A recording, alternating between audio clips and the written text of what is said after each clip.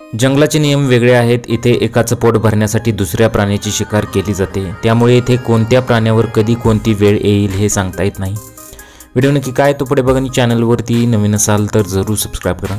अशाच एका शिकारीचा video social मीडियावरती ट्रेंड होऊ लागलेला आहे। यामध्ये एका बिबट्याने एका हरणाची शिकार केलेली आहे, पण ही साधी शिकार नाही। यामध्ये हरणाची शिकार करण्यासाठी बिबट्याने ज्या पद्धतीने उंच उडी घेतली ती खरं तर पाहण्यासारखी होती। व्हायरल होत असलेल्या व्हिडिओमध्ये एक बिबट्या झाडावर लपून बसल्याचे दिसत आहे। झाडाखाली हरणाचा कळप दिसतो।